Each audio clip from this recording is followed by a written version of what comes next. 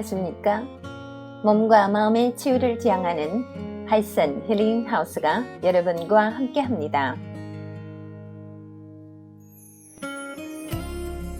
하이슨 힐링 하우스는 가정교육, 자아성장, 인체정화 등 다양한 프로그램을 통해서 더 많은 분들이 몸과 마음의 건강을 되찾고 행복한 삶을 누릴 수 있도록 도와드리고 있습니다.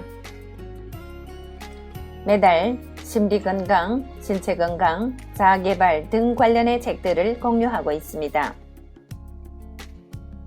이번 달 읽어드리는 책은 대한발효해독학회 고문이시며 인체정화 프로그램의 창시인인 김세현 선생이 지으신 5%는 의사가 고치고 95%는 내 몸이 고친다 입니다. 인체정화, 건강혁명, 스스로 고치는 몸 이야기. 약 먹고 병원 다니는 것을 당연하게 생각하지 마라. 비만과 고혈압, 당뇨, 암으로부터 벗어나려면 몸부터 정화하라. 내 몸은 스스로 회복한다. 비우고 새로 채우는 인체정화 프로그램. 오늘 나누게 되는 내용은 Chapter 4 마음이 따뜻하면 체온이 올라간다 중에 5번째 부분이 되겠습니다. 흥부에게 자식이 많은 이유. 저출산이 국가적으로 문제가 되고 있다. 일부러 아이를 안 낳기도 하지만 불임 때문에 아이를 못 낳기도 한다. 계획을 갖고 단산한 경우는 상관없지만 아이를 간절히 소망하는데도 임신이 되지 않는다면 이처럼 안타까운 경우가 없을 것이다. 주변을 보면 아이를 낳고 싶어 하지만 원하는 대로 생기지 않아 낳지 못하는 부부들이 아주 많다. 한 아이만 낳고 두 번째 아이가 생기지 않는 경우까지 합하면 가임 인구의 약 30% 정도가 불임에 해당한다고 한다. 남자 쪽이 원인이 될 때는 정자 숫자의 감소, 정자 운동이 약한 것이 문제가 되고 여자 쪽이 원인이 될 때는 배란 장애, 나팔관 협착 등이 원인이 된다. 요새는 40 넘어 결혼하는 사람들이 많은데 한창 아이를 낳고 길러야 할 나이에 임포텐스가 찾아오기도 하며 성욕 자체가 없어 섹스리스 부부로 사는 일도 흔하다고 한다. 그나마 원인을 알면 치료할 방법도 생겨 희망이 있지만 부부 모두 아무 문제가 없는데 임신이 되지 않는 원인 불명의 불임도 굉장히 많다고 한다. 일각에서는 전체 불임이 30% 정도를 원인 불명으로 보고 있다. 과거에는 먹을 것이 부족해도 집집마다 기본적으로 10명 정도의 자녀를 낳고 길렀다. 착하기는 하지만 가난과 무능이 대명사인 흥부만 봐도 한심할 정도로 아이가 많다. 같은 형제임에도 부자인 놀부는 무자식인데 어떻게 해서 가난한 흥부는 그토록 많은 아이를 낳을 수 있었던 걸까? 오히려 가난했기 때문에 아이가 많았던 것은 아닐까? 외부에서 가해지는 물리적 위협은 인체의 생명력을 높이는 열쇠가 된다. 사막에서 자라는 석류가 달고 맛이 좋은 것도 환경이 좋지 않은 가운데서 후손을 남기기 위해 자연이 최고의 역량을 발휘하기 때문이다. 화초를 기를 때도 이와 비슷한 경험을 할 수 있다. 물을 자주 주는 화초의 경우 잎만 무성하지만 말라 죽을 정도가 되었을 때야 물을 주는 화초는 설사 이파리가 별 볼 일 없다고 해도 나중에 가서 아주 예쁘고 화려한 꽃을 피우는 것을 알 수 있다. 인류 탄생 이래 이처럼 불임이 만연한 적은 없었다. 이것이 다 먹고 살기가 나아지면서 삶에 대한 집착이 덜해진 때문이 아닐까? 불임이 흔해진 또 다른 이유는 효소의 고갈 때문이다. 고기 사 먹을 돈이 없었던 흥부는 생채소 위주의 식사를 할 수밖에 없고 채식 위주의 식사를 하니 고기 반찬을 먹는 형 놀부보다 효소 섭취가 유리했을 것이다. 효소가 넉넉하니 신진대사가 원활해지고 성기능도 좋아져 수태 능력이 높아질 수밖에 없는 것이다. 에드워드 하웰 박사는 인간은 부모로부터 받은 효소를 다 쓰면 죽음에 이른다고 했다. 하늘이 주신 수명을 다 한다는 말이 이 뜻일 것이다. 그렇다면 개마다 갖고 태어나는 효소량이 정해져 있다고 할 때 인체는 더 이상의 효소를 만들어내지 못하는 걸까?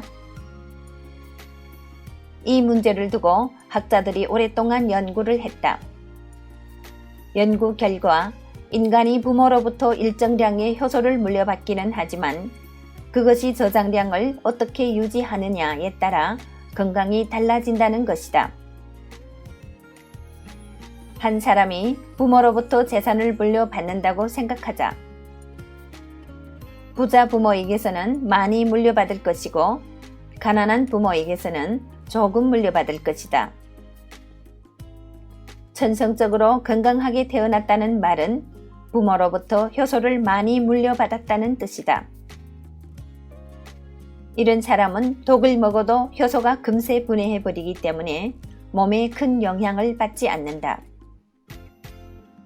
반면 부모로부터 효소를 적게 받은 사람은 약간의 독을 먹어도 큰 병을 앓게 된다.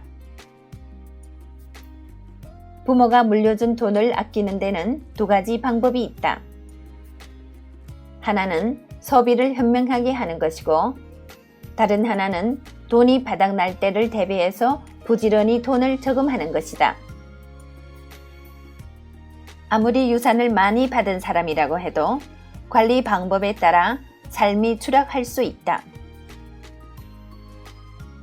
산처럼 많은 돈을 가진 사람도 허랑방탕하게 쓰면 금방 소진하여 빈털터리가 될 것이고 아껴 쓰면 오랫동안 돈 걱정 없이 살 수 있다. 건강도 마찬가지다. 우리는 건강을 위해 효소를 아끼는 생활을 하되 틈날 때마다 인체 내 효소 저장량을 높여야 한다. 체내 효소 저장량을 높이는 방법에도 다음에 두 가지가 있다. 한 가지는 음식을 날 것으로 먹는 것이고 또 한 가지는 복합 활성 효소를 섭취하는 것이다.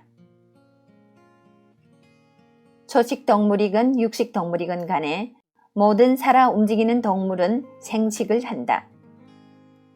즉, 자연계에 존재하는 효소를 생으로 섭취함으로써 살아갈 기반을 마련하는 것이다. 지구상에서 익힌 음식을 먹는 존재는 인간밖에 없다. 식재료를 익히면 맛이 좋아지고 식감이 부드러워지며 수분 증발로 인해 전체적인 양이 줄어들기 때문에 한 번에 많이 먹을 수 있다는 장점이 있다. 하지만 그런 이점 뒤에 효소를 섭취할 수 없다는 약점이 버티고 있다. 효소는 열에 쉽게 파괴되는 성질이 있기 때문이다. 효소 섭취를 늘리려면 가급적 생식기 형태로 음식을 먹어야 한다. 익히지 않은 상태의 채소와 과일을 먹는다면 기본적으로 인체 활동에 필요한 효소를 건질 수 있다. 물론 여기에도 문제점은 있다. 과거와 달리 식물의 재배 방식, 환경의 변화에 따라 자연계에 포함된 효소 함유량이 점점 떨어지고 있다는 것이다. 보충제를 통해 효소 섭취를 늘려야 하는 이유다. 임산부의 경우 효소를 많이 섭취하여 뱃속의 태아에게 효소를 많이 물려주어야 하는 반면 태아를 위해 조심해야 할 것도 있다. 현재 우리가 사용하는 생활용품에는 다량의 화학 합성 물질이 함유되어 있다.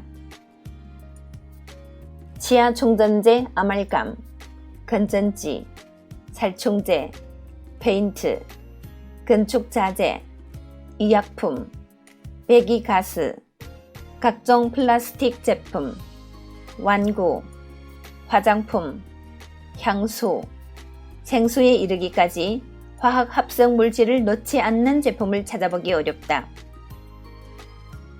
순과 같은 중금속의 경우 대뇌와 신경계를 먼저 공격하기 때문에 태어날 아기에게 자폐를 유발시키는 원인이 된다.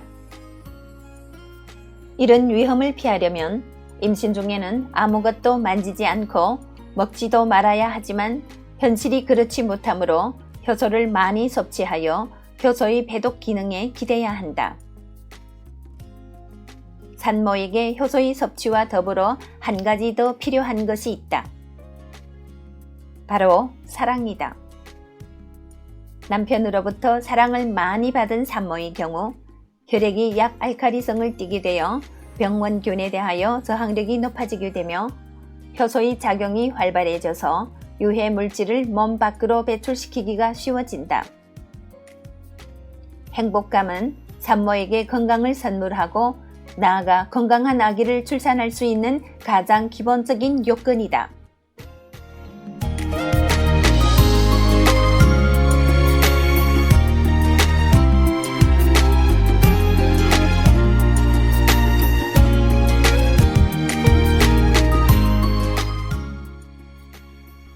네, 저자는 오늘 부자에 대해서 나누었는데요. 어릴 때부터 늘 들어오던 흥부와 놀부의 이야기였습니다. 형 놀부는 돈이 많은 부자, 가난하지만 동생 흥부는 마음이 따뜻한 부자. 그런데 저자가 오늘 나눈 내용에서는 흥부는 효소를 아주 많이 가진 부자다라고 말씀하셨습니다. 저자님이 이 지혜와 해안에 감탄을 금할 수가 없습니다.